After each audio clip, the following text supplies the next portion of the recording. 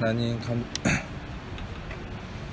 하나님 감사합니다. 이 시간에도 주의 음성 듣기 원합니다. 주님 말씀해 주시고 이 시간에 말씀 전어 듣는 가운데 모든 해방을 하는 어둠의 곳에들 우리 안에 강팍함과 완악함과 하나님 대적하여 높아진 모든 이론과 운명과 묶인 것들 예수님의 이름으로 파쇄되고 떠나갈지어다.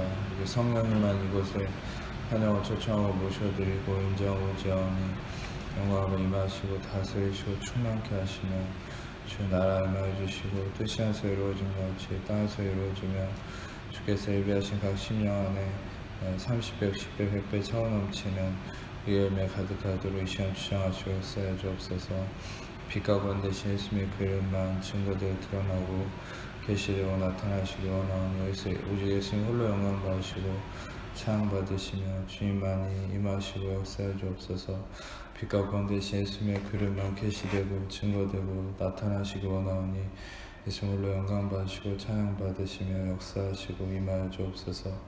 모든 영광과 존귀와 찬양을 예수님께만 올려드리오니 예수님 홀로 영광 받아 주옵소서. 감사합니다. 주님 말 높여드리며 찬양하니 홀로 영광 받아 주옵소서. 감사합니다. 주님 말 높여드리며 찬양하며 경배하며 예배합니다. 주님 영광 받아 주옵소서. 감사합니다. 주님만을 찬양하며 모든 영광과 존귀와 찬양을 주 예수님께만 올려드리오니 예수님 홀로 영광 받아 주옵소서. 감사합니다. 주님 말 높여드리며 찬양하며 경배하며 예배합니다. 주님 감사합니다. 영광 받아 주옵소서. 오직 예수 그리스도만이 우리의 중심이 되시고 모든 것을 다스리시며 통치하시며 역사하시고 주관하여 주옵소서. 감사합니다. 예수님 말 높여드리며 찬양하며 경배와 찬양 올려드립니다. 감사합니다. 예수님 감사합니다. 주말 높여드리며 찬양하니 홀로 영광 받아 주옵소서. 감사합니다. 모든 영광 주님께 올려드리며 우리 사랑하신 예수님 이름으로 기도합니다. 아멘. 열왕기상 7장 21절에서 22절 말씀 보겠습니다. 열왕기상 7장 21절에서 22절 말씀 함께 읽겠습니다. 이 두 기둥을 성전의 주랑 앞에 세우되 오른쪽 기둥을 세우고 그 이름을 야긴이라 하고 왼쪽 기둥을 세우고 그 이름을 보아스라 했으며 그 두 기둥 꼭대기에는 백합화 형상이 있더라. 두 기둥의 공사가 끝나니라. 아멘. 솔로몬이 성전을 지은 그 성전의 어떤 핵심적인 모습을 나타낸 말씀인데 실상 역대 하에도 등장한 말씀이지만 이 말씀 열왕기상에 더 진리의 깊은 뜻이 담겨있기 때문에 열왕기상 말씀을 나누려고 합니다. 열왕기상의 이 말씀에 성전의 아주 핵심적인 모습이 기둥이 양쪽에 있다는 것이죠. 그래서 이 기둥의 왼쪽을 야긴이라고, 오른쪽을 야긴이라고 하고 왼쪽 기둥을 보아스라고 합니다. 이 왼쪽 기둥과 오른쪽 기둥을 나타내는 이름이 야긴과 보아스인데 야긴이라는 말은 야킨이라는 히브리어에서 나온 것이죠. 이것은 그가 세울 것이다 라는 의미를 가진 말입니다. 야긴, 바로 하나님께서 세운다 라는 말이죠. 그것은 쿤이라는 히브리어에서 나온 건데 쿤이라는 히브리어는 이 견고하게 세워진다 라는 의미를 가지고 있습니다. 그래서 야긴이라는 말은 하나님께서 세우신다 라는 의미로서 이것은 또한 그냥 세워지는 것이 아니라 견고하게 어떤 면에서는 반석 위에 세워진 그 의미를 의미하는 것이죠. 왼쪽에 세워진 보아스라는 말은 이것은 민첩함, 재빠름이라는 말입니다. 이것은 어떤 면에서는 인간적인 민첩함이나 빠른 어떤 습성을 의미하는 것이라기보다는 하나님의 행하심을 나타내는 모습이라고 볼 수 있어요. 우리가 이 야긴과 보아스의 이름의 의미로 봤을 때 이 야긴과 보아스는 무엇을 의미하냐면 하나님의 어떤 성품적인 하나님의 존재론적인 의미를 나타내는 것이라고 볼 수 있다는 것이죠. 그리고 한 가지 특징은 22절에 보면 22절을 띄워주시면 꼭대기에는 백합화의 형상이 있다 이렇게 얘기를 합니다. 그리고 이 기둥과 백합화의 형상이 있다는 묘사를 끝내고 나서 마지막에 기록되는 게 두 기둥의 공사가 끝났다 이렇게 얘기하죠. 다시 말하면 이 세 가지가 나타내는 진리가 있다는 거예요. 야긴과 보아스, 또 꼭대기의 백합화의 형상, 이 세 가지가 연결된 의미가 있는 것이죠. 백합화라는 것은 히브리어로 슈샨이라는 말인데, 이 슈샨이라는 말은 수시라는 이 말에서 나온 건데, 이거는 크게 기뻐한다. 어떤 면에서는 이 큰 기쁨을 표현하는 게 이 슈샨이라는 말입니다. 이 백합화. 그래서 이 큰 기쁨을 나타내는 이 백합화는 이 야긴과 보아스와 함께 우리가 볼 수 있는 의미가 있는데, 그것은 큰 기쁨 안에서 하나님께서 하나님의 그 성실하심과 신실하심 가운데 그 누구도 따라올 수 없을 만큼 재빠르고 완벽하게 그가 견고하게 세운다라는 의미를 가진 것이 이 성전을 나타내는 이 대표적인 모습이라는 것이죠. 다시 말하면 이 성전이라는 것도 어떤 면에서는 우리가 교회 머리 대신 예수 그리스도, 우리는 그분의 지체이지만 모든 것을 주관하는 머리는 예수 그리스도고, 성전 자체도 예수 그리스도인데, 이 성전을 나타내는 기둥과 모든 모양도 바로 예수 그리스도 그분을 나타내는 것이고, 바로 예수 그리스도가 어떤 분이라는 것을 얘기하고 있는 것입니까? 그것은 바로 하나님께서 예수 그리스도의 존재를 나타낼 때 그분은 기쁨의 근원이며, 그분은 어떤 누구보다 그분 안에서 완벽하게 민첩함과 재빠름으로 견고하게 그분이 세워지는 것, 모든 것 가운데 세워지는 것, 그것이 바로 예수님의 존재적인 의미라는 것이죠. 그래서 우리는 먼저 마태복음 2장 9절에서 10절을 한번 읽어보겠습니다. 마태복음 2장 9절에서 10절 말씀 읽겠습니다. 시작. 박사들이 왕의 말을 듣고 갈새 동방에서 보던 그 별이 문득 앞서 인도하여 가다가 악이 있는 곳 위에 머물러 서 있는지라 그들이 별을 보고 매우 크게 기뻐하더라. 다시 말하면 여러분들 예수님이 태어나셨을 때 그 상황에 대해서 묘사하고 있는 것인데, 예수님의 이 태어남에 대해서 성경은 가장 핵심적으로 표현하는 것이 크게 기뻐하고 기뻐했다. 여러분, 실상 예수님이 태어나기 전까지 이스라엘 백성들은 끊임없는 두려움과 걱정과 근심 속에 살았어요. 어떤 면에서는 이 이스라엘 백성들은 하나님과 관계에 있어서도 진정한 기쁨을 누리지 못했죠. 늘 자신의 죄에 대한 어떤 문제 가운데서 하나님의 진노와 심판 아래 두려워했던 것이 이스라엘의 어떤 형편이었습니다. 그럼에도 하나님은 우리가 잘 알듯이 포로로 끌려가는 어떤 자신들의 죄악으로 인해서 포로로 끌려간 이스라엘 백성들에 대해서 하나님이 무슨 말씀을 하셨습니까? 너희를 향한 나의 생각을 내가 하나니 곧 재앙이 아니라 평안이요 장차 미래에 너에게 희망을 주려 하는 것이다. 즉 하나님께서는 어떤 상황에서도 희망과 축복을 선포하시는 것이 하나님의 이 뜻이었습니다. 그런데 중요한 것은 마침내 어떤 면에서는 이 다윗조차도 가장 신약적인 인물, 새 언약적인 인물이 다윗이라고도 과언이 아니죠. 실상 다윗의 시편을 보면 예수님에 대한 예언도 많고 가장 이 새 언약에 대한 갈망을 가지고 있던 게 다윗이죠. 실상 여러분들이 가장 핵심적으로 봐야 될 게 시편 32편 1절을 보면 허물의 사함을 받고 죄의 가려짐을 받는 자는 복이 있도다. 이 다윗이 쓴 시편에 다윗의 이 갈망이 그려져 있습니다. 다윗은 율법 아래 있던 존재였지만 가장 이 그리스도의 나심을 기대하고 예언적으로 갈망해왔던 게 다윗이거든요. 그게 가장 대표적으로 드러난 말씀이 시편 32편 1절 말씀. 허물의 사함을 받고 죄의 가려짐을 받는 자는 복이 있도다. 그것을 바울이 인용해서 로마서 4장 7절에 얘기해요. 불법의 사함을 받고 죄가 가려짐을 받는 자는 복이 있도다. 실상 허물을, 구약에서 쓰여진 허물을 왜 바울은 불법으로 바꿔서 번역을 했을까?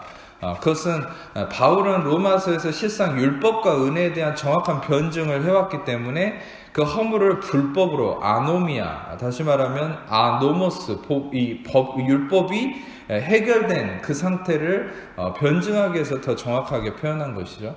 다시 말하면 불법이든 허물이든 우리에게 불리하게 작용하는 것들에 대해서 다윗이 그것이 사함을 받고 용서를 받고 죄가 가려지는 그 어떤 본질적 상태를 갈망했던 것이에요.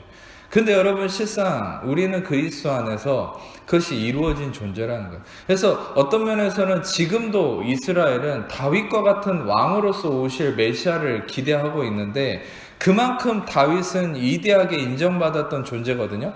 그런데 우리는 실상 그리스도 안에 있는 우리는 그 다윗보다 더 위대한 존재가 된 것이 우리인 것이. 왜냐하면 우리는 그리스도 안에서 그것이 이미 성취가 됐죠. 시편 32편 1절 말씀과 로마서 4장 7절 말씀이 이미 성취가 된 것이죠. 그것은 뭐냐면 히브리서 8장 예레미야 31장에 예언됐던 말씀, 히브리서 8장 12절에 새 언약의 조항이 뭡니까? 내가 너의 불의를 긍휼히 여겨 너의 죄를 다시는 기억치 않겠다. 심지어는 이것은 예레미야 31장의 것을 히브리서 기자가 인용한 것인데 예레미야 31장에서는 그 말씀을 너의 죄를 기억하지 않을 뿐 아니라 언급조차 하지도 않겠다 그렇게 나와 있거든요.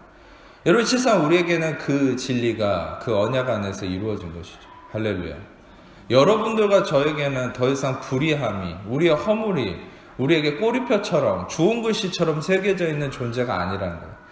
그리스도 안에서 우리는 예수님이 죄값을 치르시고 우리의 모든 죄에 대한 대속함을 이루셨기 때문에 우리는 그 안에서 그 모든 허물과 불법이 사함을 얻고 죄에 가려지면, 심지어 죄가 가려진 정도가 아니죠. 우리는 다 죄를 없이 하는, 다시 속죄할 일이 없는 완전히 해결된 존재가 여러분과 저라는 거예요. 그러니까 여러분 우리는 다윗보다 더 위대한 존재인 거예요. 왜? 다윗이 갈망했던 것이 우리에게는 예수님이 다 이루었다 하심으로 인해서 이미 성취가 되었기 때문에. 그래서 실상 여러분들 우리는 다윗조차도 심지어는 그 새 언약이 이루어지지 못하고 갈망하기만 했던 다윗조차도 하나님을 야훼를 기뻐한다라고 시편에서 얼마나 그렇게 많이 고백합니까? 그런데 여러분 실상 마태복음에 예수님이 나신 것을 가지고 기뻐한다, 크게 기뻐했다 표현했을 때 이 기쁨은 어떤 기쁨이겠습니까? 그 누구도 이제까지 경험해 보지 못했고 그 누구조차도 이제까지 갈망하면서 기다려왔던 그 기쁨이죠. 참된 기쁨이죠. 예수님으로 인한 참된 기쁨, 그것은 성령의 9가지 열매, 사랑과 희락과 화평과 오래 참음과 자비, 양성과 충성과 온유와 절제, 이 성령의 9가지 열매의 이 희락, 이 진정한 기쁨이 바로 예수 그리스도를 통해서 우리에게 이루어진 것이고, 여러분 이 기쁨은 또한 어디서 표면화됐습니까? 제자들이 예수님이 죽으신 줄 알고 두려워서 숨었을 때 예수님이 가운데 나타나셔서 평안할지어다 하면서 그 두려워하는 제자들에게 자신의 구멍 뚫린 손과 발을 보여주셨죠. 근데 놀라운 사실은 그들이 환경적인 것, 상황적인 것을 통해서 두려워하면서도 예수님의 구멍 뚫린 손과 발을 보고서 그들이 너무 기뻐했다라고 누가복음 24장에 얘기하고 있죠. 여러분 우리의 진정한 기쁨은 예수님을 통해서 이루어진 것이고, 또한 우리가 살면서 환경이나 여러 가지 문제로 인해서 기쁨을 잃어버렸을 때 우리는 어떻게 그 기쁨을 다시 회복할 수 있습니까? 그것은 매번 말씀드렸듯이 예수님의 구멍 뚫린 손과 발, 그것은 무엇을 의미합니까? Finished work in Jesus. 다시 말하면 예수 안에서 완성된 십자가의 공로를 우리가 묵상하고 우리가 뭔가를 이루어야 된다, 우리가 뭔가를 해결해야 된다는 두려움 가운데 빠질 때 우리는 기쁨을 이룰 수 없어요. 그런데 예수님이 다 이루셨다는 이 진리 안에 안식하기 시작할 때 우리는 참된 기쁨이 다시 회복되는 것이. 아멘. 그래서 여러분들이 초점을 맞춰야 될 건, 마귀는 끊임없이 율법을 가지고 나 자신의 상황과 환경을 가지고 넌 이걸 해야 돼, 저걸 해야 돼, 네가 해야 될 일은 이거야 라고 우리가 해야 될 수많은 미션을 들이대면서 우리 안에 두려움을 일으킵니다. 그러나 우리가 그때마다 다시, 또 오늘 말씀 안에서 여러분이 깨우치셔야 될 것은, 우리에게 예수님은 기쁨으로 오셨는데 그 기쁨이 우리에게 다시 회복될 수 있는 가장 확실한 근거는 바로 예수님이 완성하신 십자가의 공로 안에 안식해야 돼요. 그러니까 계속 이 말씀을 나누는 이유 중에 하나가 뭐냐면, 실상 2018년도를 시작하면서 제가 말씀을 나누면서 하나님이 저에게 주셨던, 또 여러분들에게 나눴던 이 말씀의 핵심적 주제가 뭐냐면 안식이었어요. 근데 우리는 실상 이 안식을 좀 거슬러 올라가 보면 이 안식, 히브리서 3장과 4장에 표현되어 있는 우리는 안식에 들어가야 되고 하나님이 우리를 안식에 초청했고 이스라엘 백성도 하나님이 안식에 초청했지만 이스라엘이 안식을 거부하고 안식에 들어오지 못했던 결정적 사건이 무엇입니까?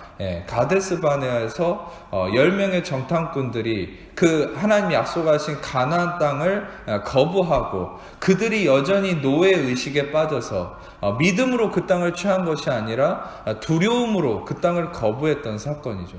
그것을 성경은, 히브리서 기자는 성경 안에서 안식에 들어오지 못한 사건이라고 표현하고 있다는 거예요. 다시 말하면 우리는 안식이라는 것이 단지 아무 문제 없이 발 뻗고 등 따숩게 쭉 펴고 사는 그런 것이 안식이 아니라는 거예요.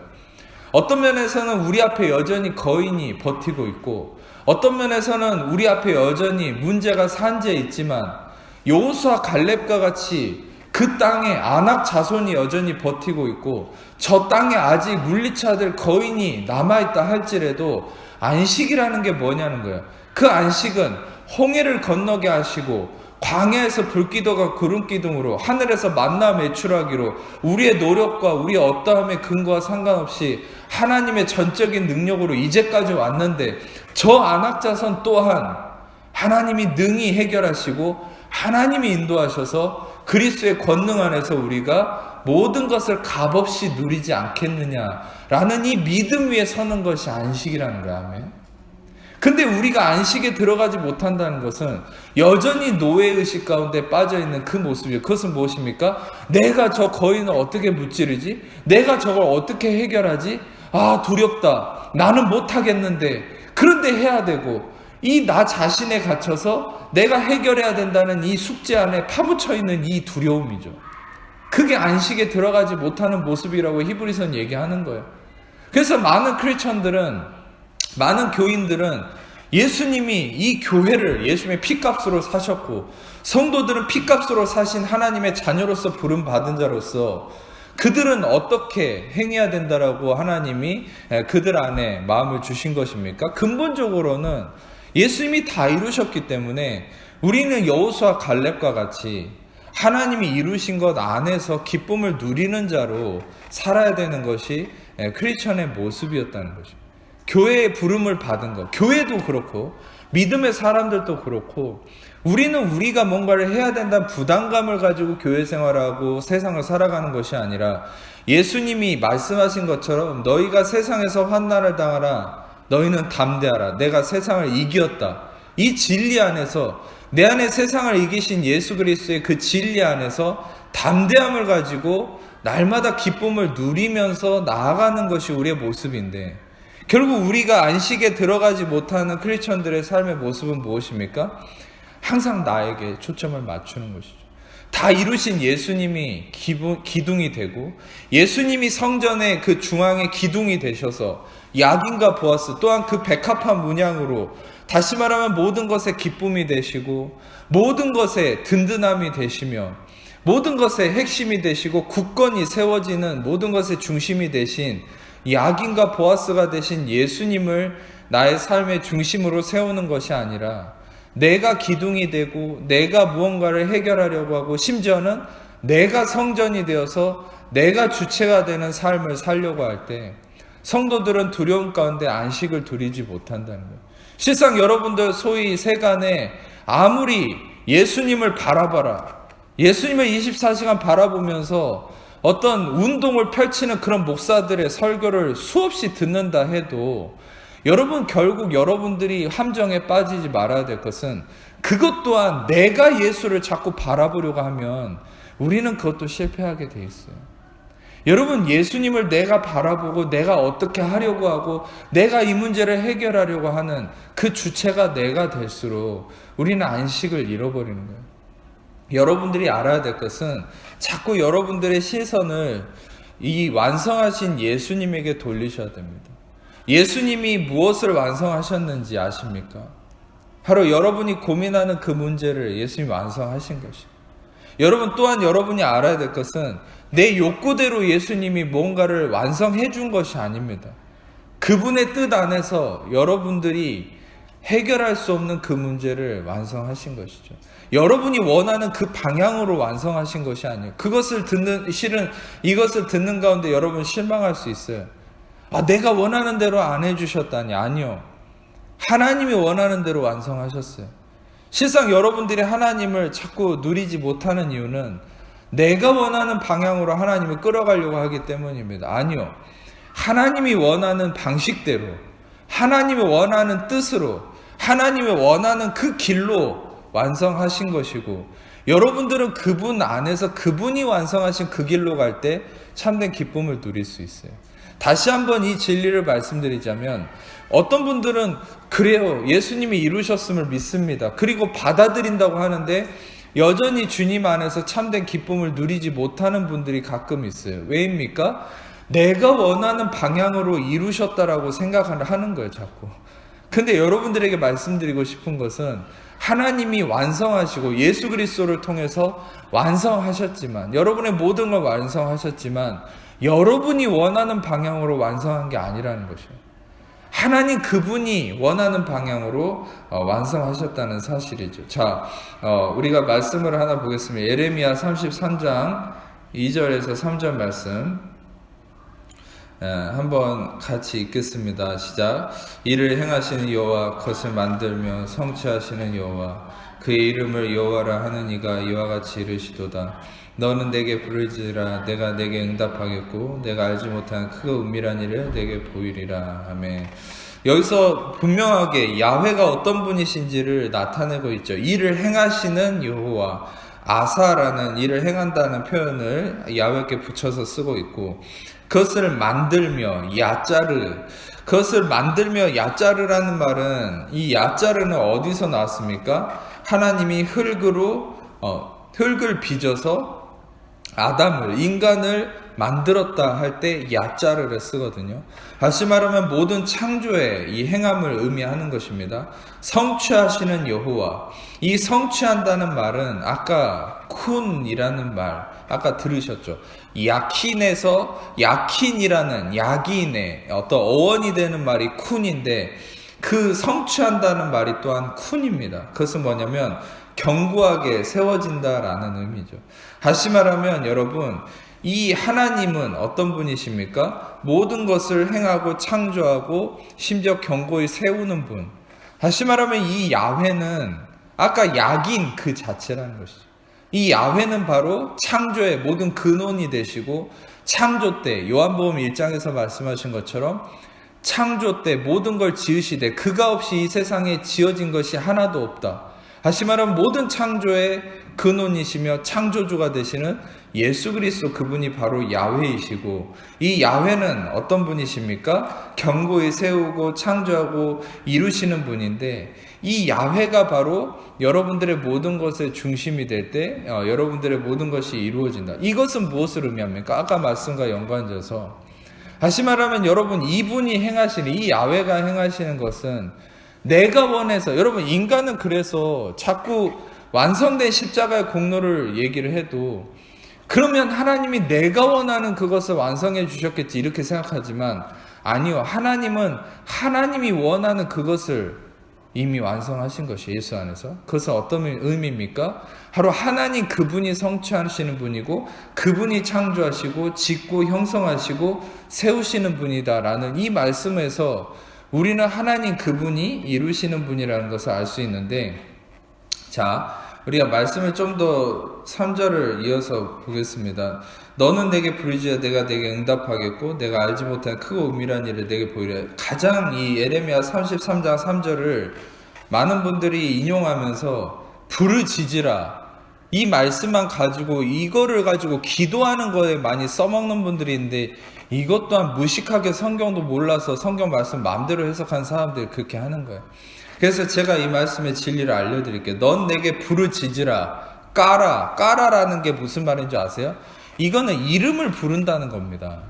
다시 말하면 실상 이 까라라고 하는 것이 어디서 드러나냐면, 제일 처음에 드러난 게 하나님이 모든 생물을 아담에게 불러오시니 아담이 그것을 일컫는 대로 그의 이름이 되었다. 거기서 일컫는다라는 것이 까라라는 거예요. 여기서 다시 말하면 여기서 너는 내게 까라 해라 라는 거예요. 근데 이것은 무엇을 의미하냐면 이름을 부르라는 거예요. 이게 소위 말하면 통성기도를 의미하는 게 아닙니다. 그러니까 여러분, 너무나 잘못된 교회 전통과 교리들이 하나님의 말씀을 왜곡하는 거예요. 여기서 얘기하는 정확한 의미를 얘기해 드릴게요. 그리고 실상 이 문맥적 의미도 그렇고 하나님의 일관적인 진리의 의미도 그렇습니다. 여기서 하나님이 무엇을 얘기하는 것이겠습니까? 야훼는 성취하는 분이고 행하시는 분이고 그가 모든 걸 다스리는 중심이 되는 분인데, 너는 그에게 무작정 부르짖어서 네가 원하는 것을 이루라, 이런 말이겠습니까? 실상 여기서 2절은 무엇을 핵심적으로 얘기하는 겁니까? 야훼 그분이 일하는 분이다. 그분이 야자를 하고 성취하는 분이다. 그분이 모든 것의 중심이 되는 분이다 라면서 야훼 중심성을 얘기하고 있는데, 여기서 3절에 갑자기 네가 부르짖으라, 네가 열심히 부르짖으면 하나님이 응답할 거다, 그런 어떤 우리의 중심성을 의미하는 것이겠습니까? 아니라는 것이죠. 여러분, 일관적으로 성경을 여러분이 진리 안에서 깨달을 수 있어야 돼요. 2절에서는 분명히 야훼 중심성을 의미하죠. 근데 3절에서도 무엇을 의미하는 겁니까? 바로 무엇인가의 중심이 되는 야훼 그분을 부르는, 그게 뭐냐면 너는 내게 부르짖으라, 너는 나의 어떤 이름을 부르라 라는 의미입니다. 내가 너한테 응답을 하겠다, 아나라고 하는 대답한다 라는 말이죠. 너는 나의 어떤 이름을 부르라고 하나님은 촉구하는 겁니다. 내가 성취하고 이루고 행하는 모든 것의 중심이 되는 야훼인데 너는 나의 이름을 부르라. 그러면 내가 그것에 응답해서 내가 이루겠다. 할렐루야. 나의 어떤 이름을 부르라는 겁니까? 이것을 우리 말씀을 사도행전 2장 21절 말씀 같이 보겠습니다. 시작. 누구든지 주의 이름을 부르는 자는 구원을 받으리라 하였느니라. 바로 야훼는 이 땅에 한결같이, 구약에서도 그렇지만 구약에서도 끊임없이 많은 선지자들을 통해서 메시아인 예수의 이름을 부르라고 촉구한 거지만, 결국 새 언약에서도 완성된 이름, 그 구원의 이름 예수아를 부르라라고 끊임없이 촉구하는 것이죠. 그래서 너는 내게 부르지라, 너는 나의 이름을 부르라. 바로 예수의 이름을 부르면 내가 너에게 응답하여서 구원을 이루는데, 그 구원의 이루어짐이 여기서 뭐라고 얘기합니까? 내가 알지 못하는 크고 은밀한 일을 내게 보이리라. 여러분, 여기에 대해서 가장 정확하게 계시된 말씀이 고린도전서 2장 6절에서 10절 말씀입니다. 고린도전서 2장 6절에서 10절 말씀을 같이 읽겠습니다. 2장 6절에서 10절 말씀 읽겠습니다. 시작. 그러나 우리가 온전한 다조 중에서는 지혜를 말하노니 이는 세상의 지혜가 아니요 또 이 세상에서 업적 통치자의 지혜도 아니요 오직 은밀한 가운데 있는 하나님의 지혜를 말하는 것으로서 곧 감추어졌던 것인데, 하나님 우리의 영광을 위하여 만세전에 미리 정하신 것이라. 이 지혜는 이 세대의 통치자들이 한 사람도 알지 못하였나니 만약 알았더라면 영광의 주를 십자가에 못 박지 아니하였으리라. 기록된 바 하나님이 자기를 사랑하는 자들 위하여 예배하신 모든 것은 눈으로 보지 못하고 귀로 듣지 못하고 마음으로 생각하지도 못하였다 한 것 같으니라. 오직 하나님이 성령으로 이것을 우리에게 보이셨으니 성령은 모든 것 곧 하나님의 깊은 것까지 통달하시느니라. 아멘. 여러분, 너는 나의 이름을 부르라. 그러면 내가 응답하겠다. 그리고 크고 은밀한 일을 너에게 보이리라. 이 은밀한 일이 뭐겠습니까? 우리가 부르짖었을 때 크고 은밀한 일을 하나님께서 바로 예수의 이름을 부를 때 우리에게 크고 은밀한 일을 보이시겠다고 한 것, 이것이 무엇이냐는 것이죠. 이게 바로 고린도전서 2장 6절에서 10절 말씀을 방금 여러분이 읽은 것처럼 이 은밀한 가운데 있는 하나님의 지혜, 이것은 무엇입니까? 감추어졌던 것인데 하나님이 우리의 영광을 위하여 만세전에 미리 정하신 것, 이것은 무엇입니까? 예수 그리스도. 할렐루야. 그래서 여러분들이 알아야 될 것은, 우리는 내가 원하는 그것을 완성된 십자가의 공로 안에서 그래 예수님이 다 이루셨으니까 요거를 해결해 주셨지, 그러니까 그것만 쳐다보고 있으니까 해결이 안 되는 거예요.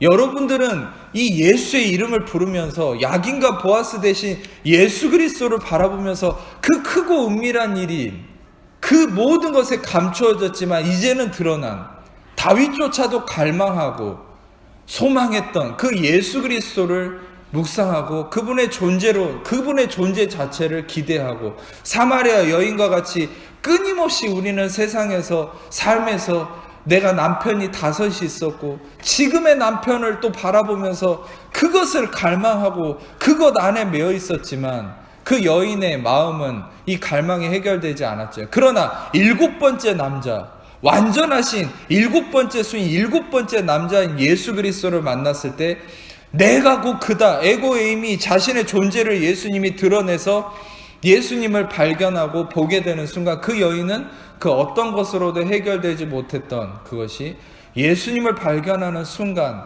그 안에 그동안 묶여있던 그 사슬이 풀려지면서 참된 안식으로 들어가게 되는 그런 놀라운 역사를 경험하게 된 거 아닙니까?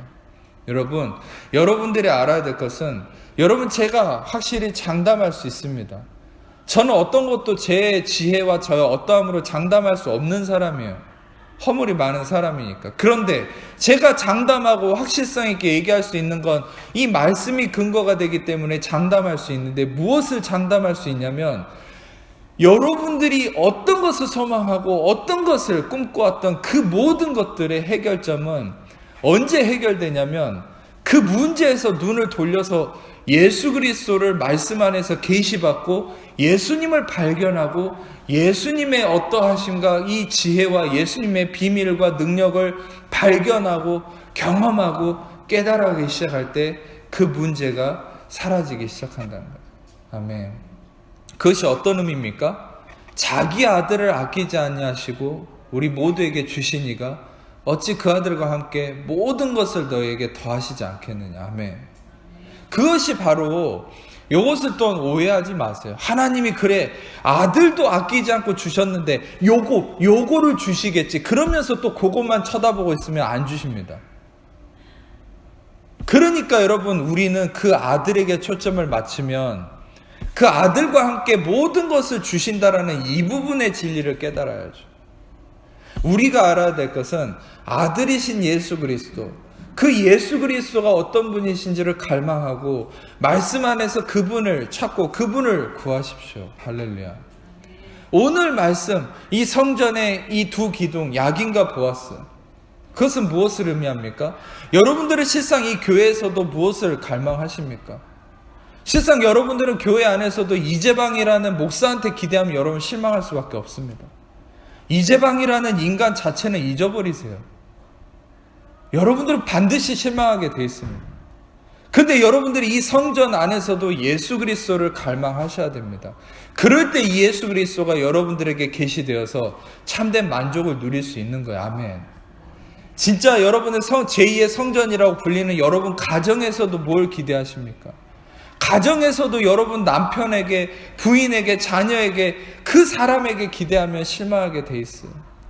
그 가정 안에서도 기도하세요. 하나님, 이 가정 안에서도 예수 그리스도, 야긴과 보아스 대신 예수 그리스도를 나에게 나타내 주세요.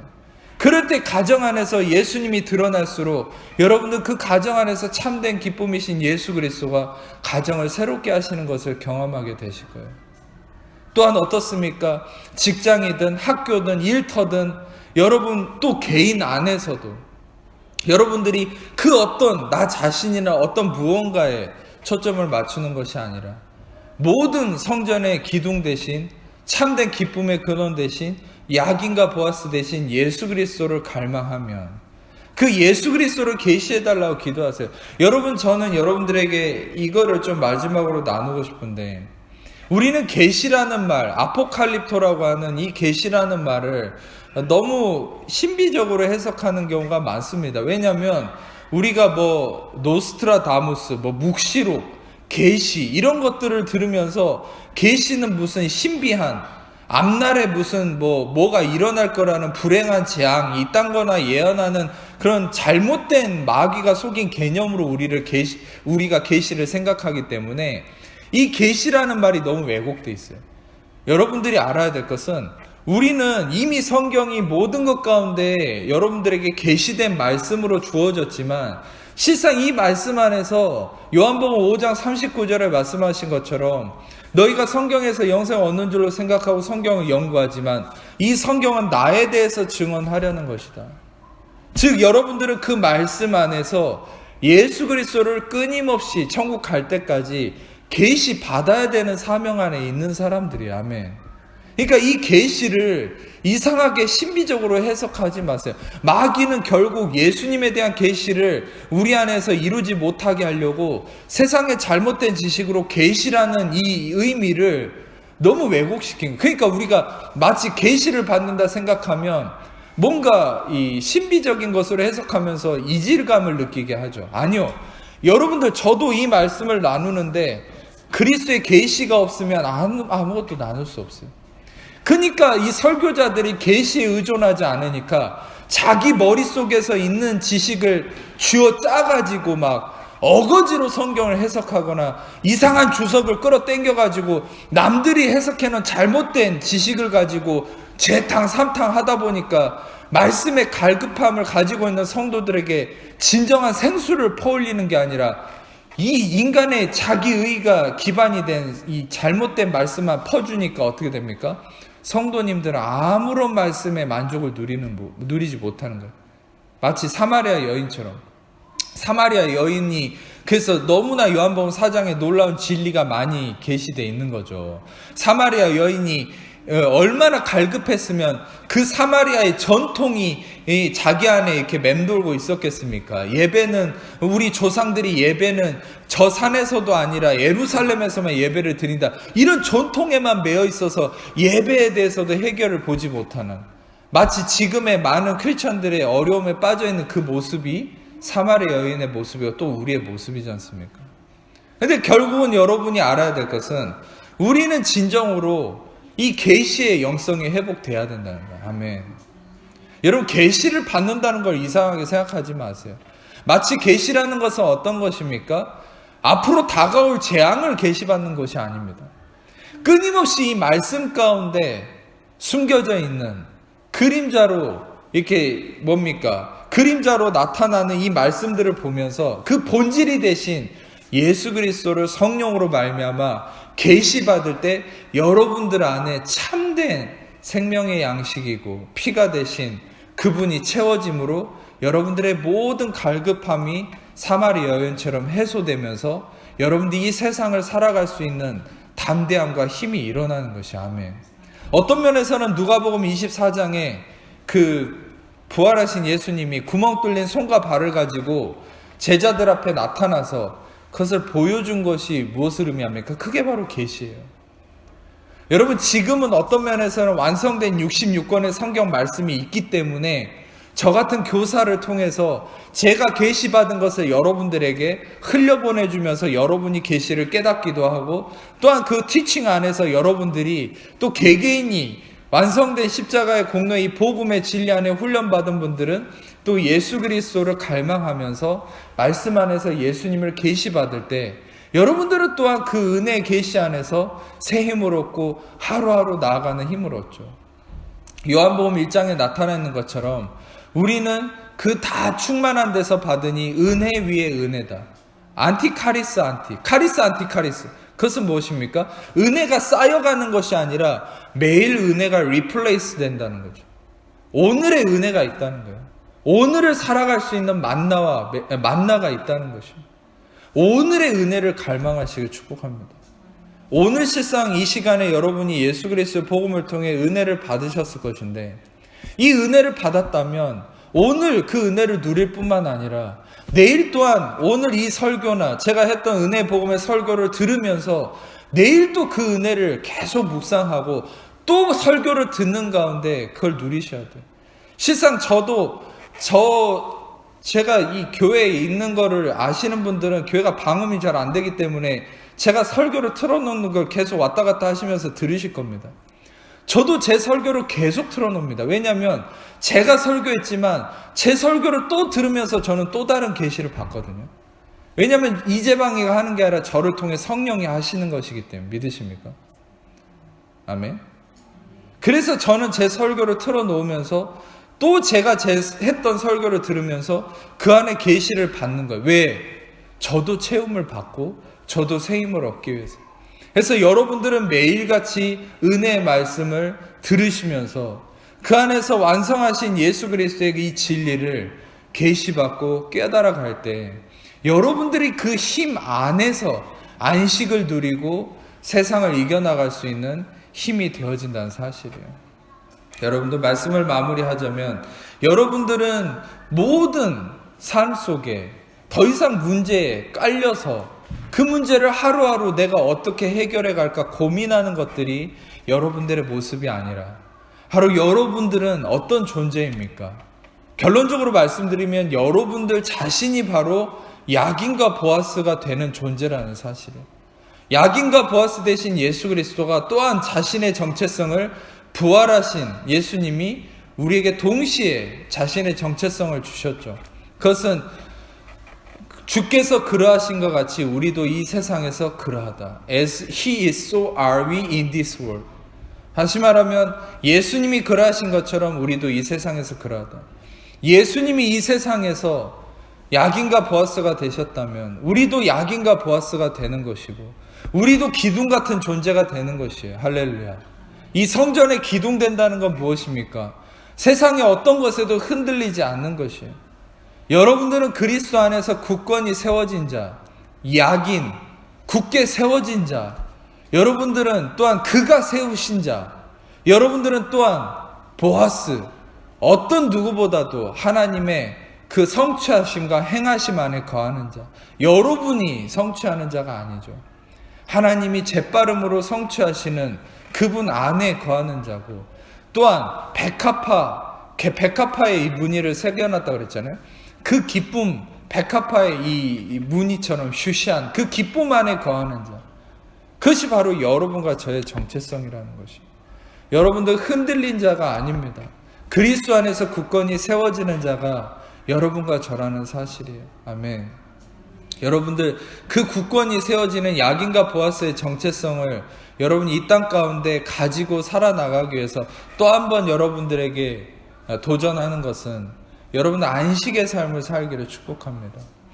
참된 안식은 여러분들이 그리스도가 이루셨음을 믿고 그리스도가 이루실 것을 기대하는 것이죠. 여러분들이 원하는 것을 그리스도가 이루신 게 아니라 그리스도가 원하시는 것을 여러분에게 이루심을 알고 그분에게 맡기고 그분의 기쁨을 기대할 때 여러분들이 이루려고 했던 것보다 더 놀라운 기쁨과 성취가 여러분 삶에 이루어질 것을 기대하시길 축복합니다. 그런 은혜가 여러분들 오늘 말씀을 통해서 또다시 계시되고 깨우쳐지시는 여러분들의 삶이 되기를 축복합니다. 기도하겠습니다. 하나님 감사합니다. 이 시간에 야긴과 보아스 대신 예수 그리스도로 더욱더 우리 성도님들에게 계시하시고 우리 성도님들의 그 계시의 은혜 안에서 하나님의 능력을 깨닫고 누리고 다스리며 통치하는 이 시대에 정말 믿음의 야긴과 보아스들이 다 될 수 있도록 도와주옵소서. 세상의 지푸라기처럼 쓸려나가는 존재들이 아니라 은혜의 진리이신 야긴과 보아스 대신 예수님의 참된 진리 안에서 여호수아 갈렙과 같이 안식함으로 정말 그 예수 그리스도의 정체성 안에 굳게 세워져서 어떤 것 가운데서도 흔들리지 않는 참된 담대함의 믿음을 가지고 또한 그 믿음이 참된 안식을 통해 발휘되는 우리 모든 성도님들의 삶이 될 수 있도록 축복하시고 인도하여 주옵소서. 참된 기쁨이 회복되게 하시고 참된 안식 가운데 승리하는 가정과 교회와 모든 말씀 생활 속에서 예수 그리스도가 계시돼서 예수 그리스도를 누리는 하나님의 자녀들 되게 하여 주옵소서. 감사드립니다.